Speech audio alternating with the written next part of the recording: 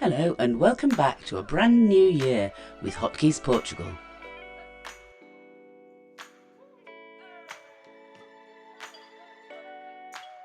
This week we're working on a couple of projects to make the best of what we currently have on site. Some of you have been asking why we're doing so much around the edges and not getting on with the main construction. It's a good question and goes straight to the practicalities of renovating in Portugal. The house is currently classified as a ruin. It'll need extensive work to fit our needs and to comply with regulations. First, we need to wade through the lengthy planning approval process. We can't do much to the main house until that's completed, which probably takes us at least to the second half of this year. This summer will still be spent in the tiny house, using the outdoor kitchen and temporary bathroom. Our priority now is to get these spaces as comfortable as possible, both for us and for a number of visitors who hope to join us.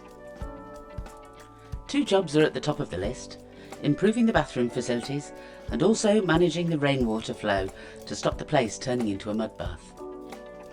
So, starting with the bathroom, you may recall that when we first arrived, the roof had a tree collapsed into it, leaving a very leaky room that got an emergency patch up. It really needs to be more resilient to survive until the rebuild, so it's time for a proper job. Now today, next job is on the roof of the bathroom, and I've been up top, done the calculations, and I need to find 99 good tiles, and I've got them strewn around the place, and what I'm looking for, they're all slightly different designs. They've got ever so slightly different sort of indentations or sort of reliefs on them, but they're all basically the same. Grooves down the one side, finishing cover on the other side. The hooks come to hang off the battens on the top and to overlap down below.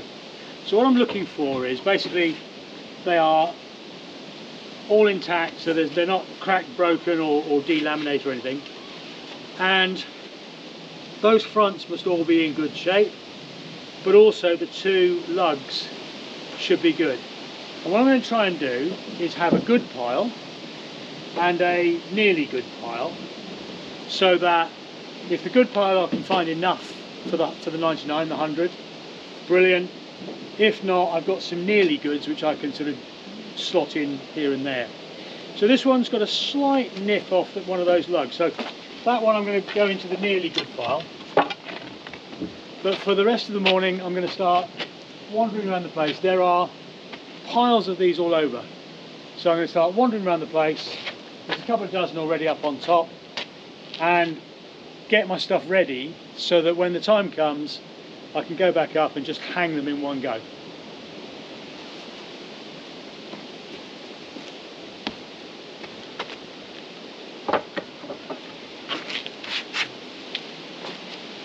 So this one, for example, has lost the relief design there, so it's all delaminated. Otherwise, though, it's in good shape, got two lugs. So I'll put that one also into the nearly. Two lugs, two base, a bit covered in moss, but it's a good one. Of course there were some that were completely useless, so they went up onto the driveway. Yeah, that one's lost a lug. There we go, and so it continues. We've arranged for someone to come over with a machine to compact the hardcore before we spread the gravel on the top. Phil tells me it's called a whacker plate.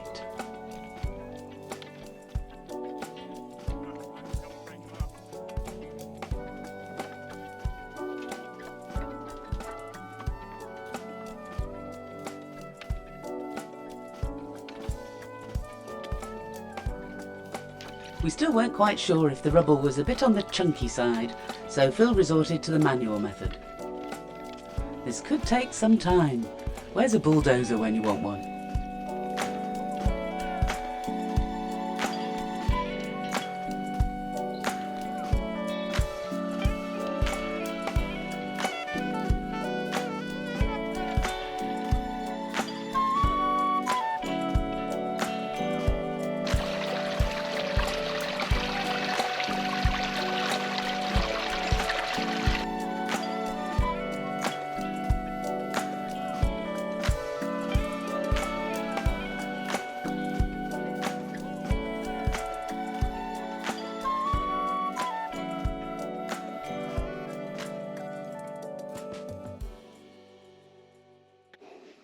Haven't been inside here for a while. This is the old living room of the main house. Just thought we'd come in and try and retrieve any odd bits of broken tiles so that we can get them on the drive. So we're trying to clear out anything that we can. So it's in a pretty poor state, as you can see.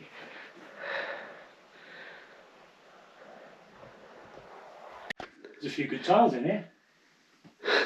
Phil's managed to sneak through into the room where we never go because the roof's completely collapsed in. Again, to try and retrieve some tiles and whatever we can. Just got to be careful you don't fall. Well, you will fall through the floor. The floor doesn't exist, really. Don't know how deep it goes, Phil.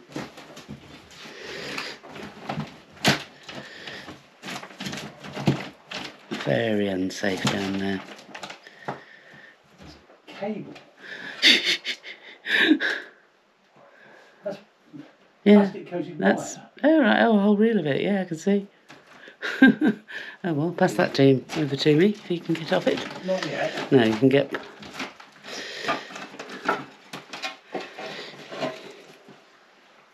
Well, it's a good tile. Tiles that will go for the roof of the bathroom, and some broken ones that won't. Oh, an awful lot of broken ones by the looks of it.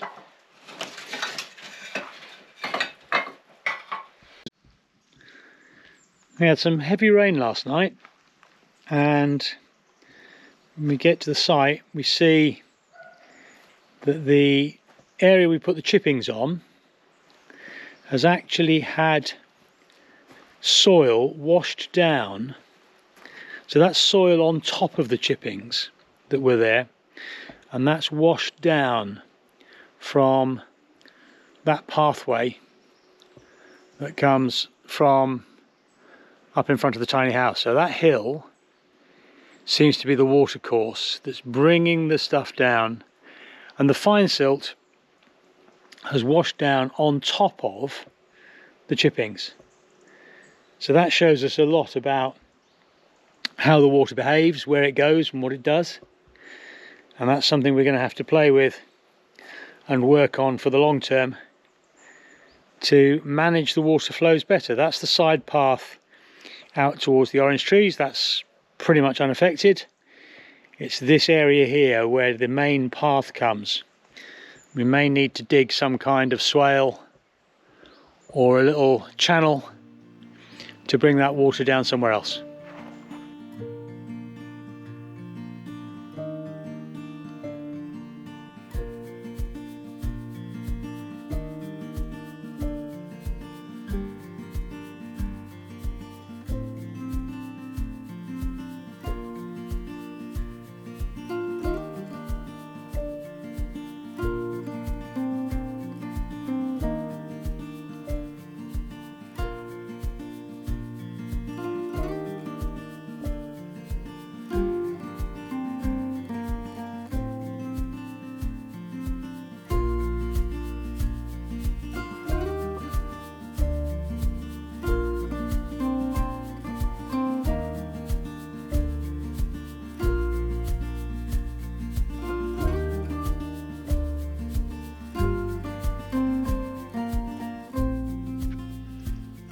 So we've got a mixed digging day today. What are you up to? Well, given that we've had quite a bit of rain recently, I've seen how the rain does love to flow immediately down straight onto the nice patio levelled area that I've just nicely covered with olive chippings. But we found with the amount of rain, the mud's also washing down onto it too. So what I'm trying to do is to dig a bit of a drainage channel to encourage some of the water to sort of flow round the main patio area. So we'll see how that works. We'll give it a try, and there's some rain forecast I think at the weekend. So we'll see how far I get, really.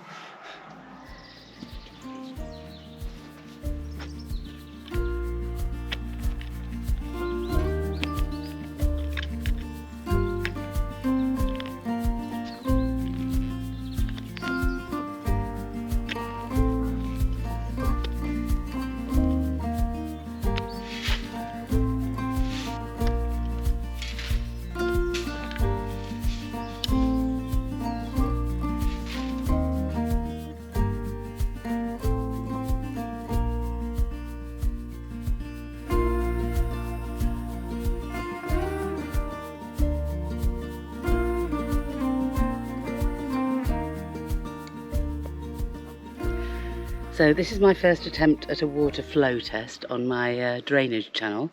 I'm only starting it from halfway down because I'm just coward like that. But we'll see what happens. But then we'll try from the other end. Ready? Yeah, ready to go.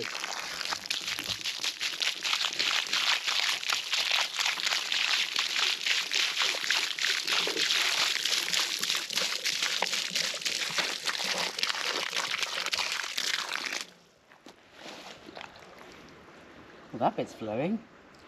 That bit's going great. That was doing really rather well. Excellent.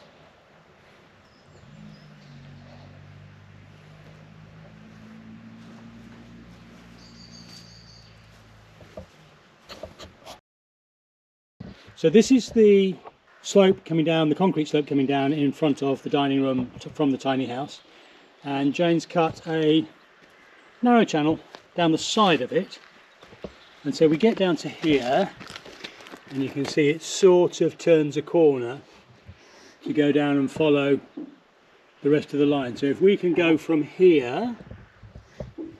Ready? Ready? Off you go, Janie. Starting here. Oh, you're starting up there? I'm starting here, yeah. Yeah, I don't think it's going anywhere from there somehow. Yeah. So that... I think there's a bump in the middle. But we'll see. It's going down nicely. It's flowing. Yep, that's going down well. Good job.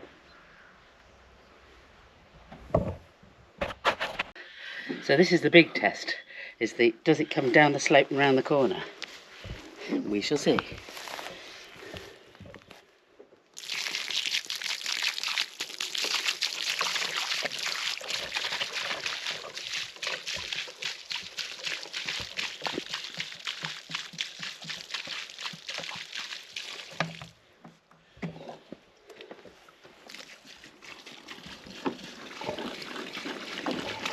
Yes, we're flowing there.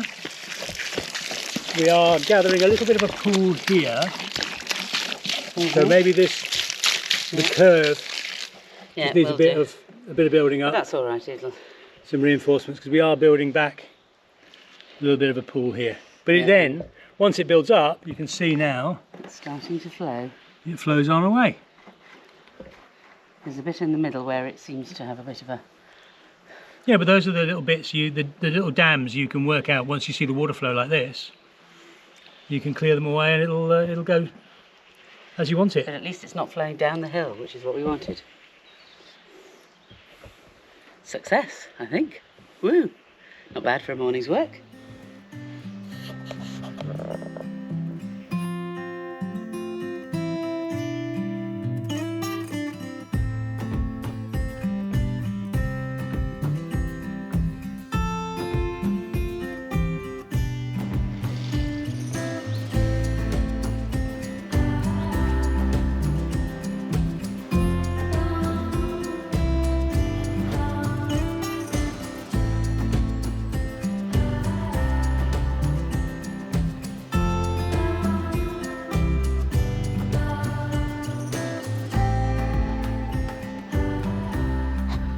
And now the sun's come out again. Phil's happily back up on the bathroom roof, doing the tiling. Happily?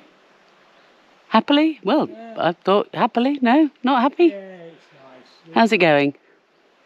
I'm trying to sort out my half tiles and how I make the end where the overlap is here onto the corrugated roof. So half tiles, you say? How many do you need? Yeah, I'm in the mental maths bit, because I've got to get the pitch of the battens right, and then I've got to get the half tiles, and whether I go a full tile there and then can get a half tile below it, it should be okay, because it will be held down in part by the row above it. So I'm going to cut a couple as trials and just try and do a couple down the run and just see how they play. Excellent. It's not, okay, because we've got all different types of tiles, they're not beautifully dovetailing in together, but they're pretty good.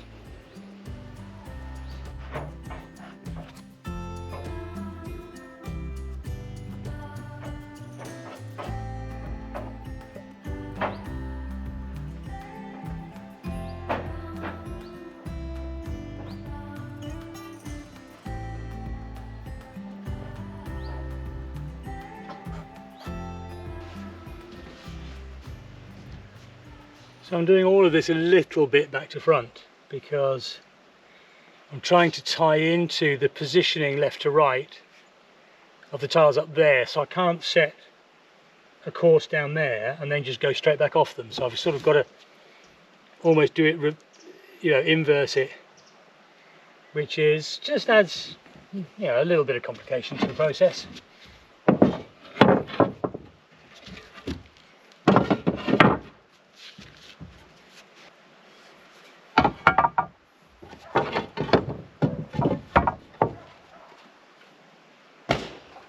There's a couple of not good ones to go to the driveway pile.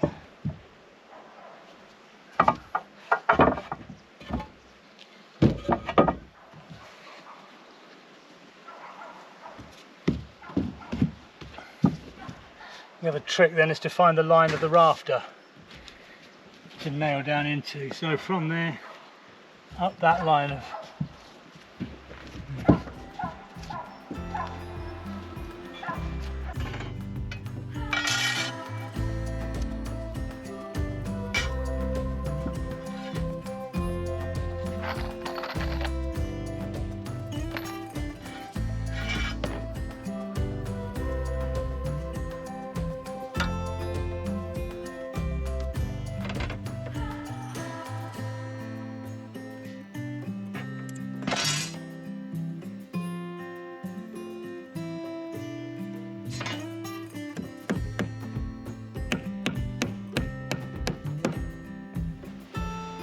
okay.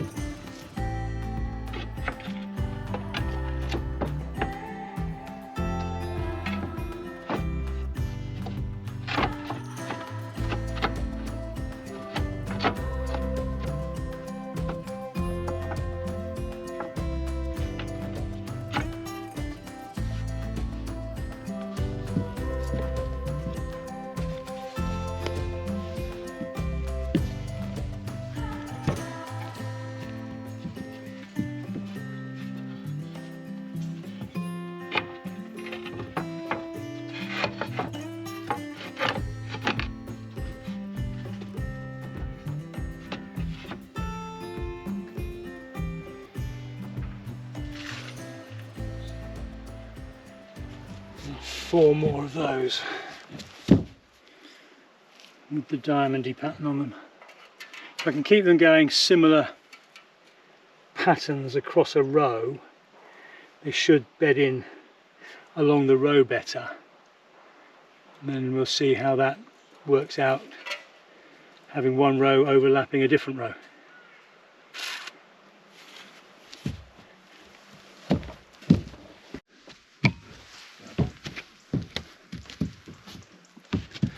So a bit of undoing and redoing needed. That row's gone in nicely, but this row, the tiles seem to be ever so slightly longer. So I think it needs another centimetre on that batten, because with these longer tiles, I think these tiles are slightly shorter. So these tiles and these tiles are the same pattern, and they seem to be progressing that gap longer and longer and further away. So I think these were on a 34 centimetre pitch. These ones need to be on at least a 35. So bring the battens up and roll it down a bit further down the slope.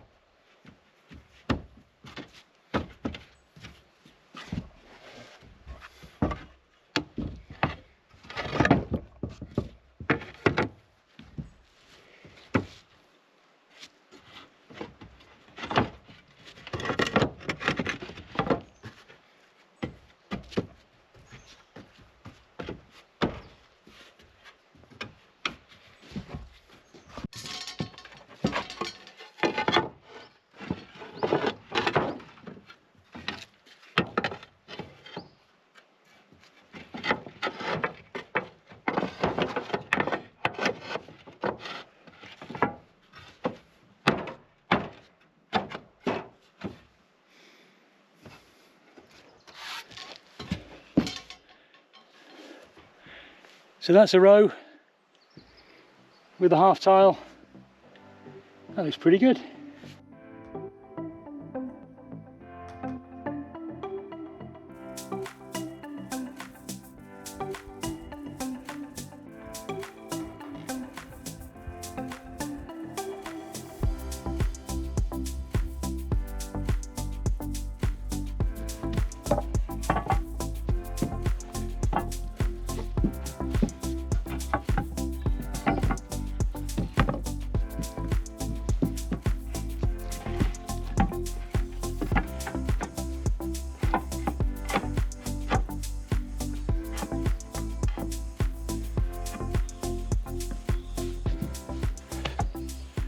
Not a small discovery of the undo redo kind.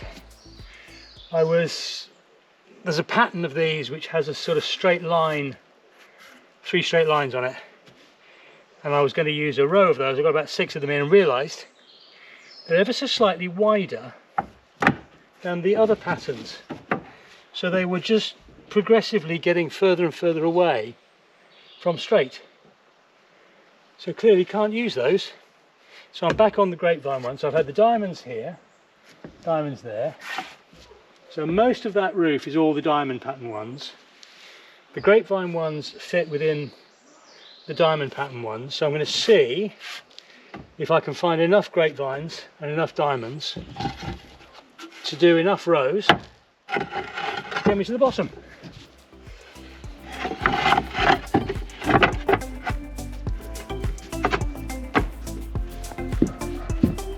Yeah, it's a lot better fit.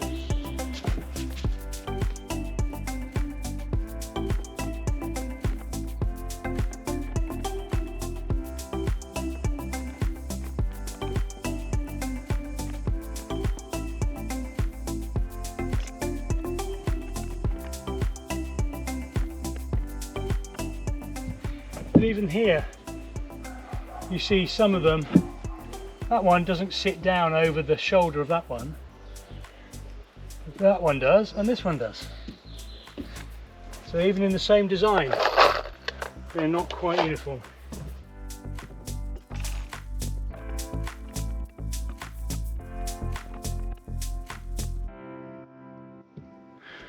So that's the end of today. Running out of light fast, but I've got the one from, of course, there from the old roof over the gap, and then 2 more courses laid down, and miracle of miracles, I've got them to fit.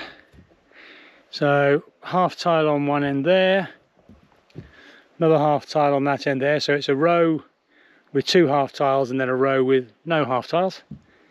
So I have 1, 2, 3 more half tile rows to cut. Other than that, it's straight through. And the fit, now that I've worked out the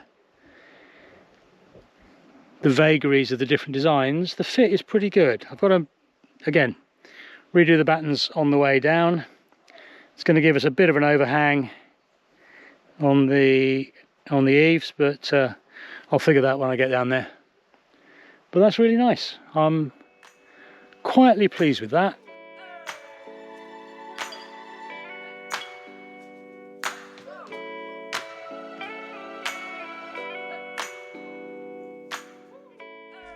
Well, that's about all we've got time for this week. Hope all your New Year's celebrations went off with a bang and that you've had a positive start to 2025 just like we have. We're really excited for what the year has in store for us, so if you haven't yet subscribed, please don't forget so that you don't miss out on any of it.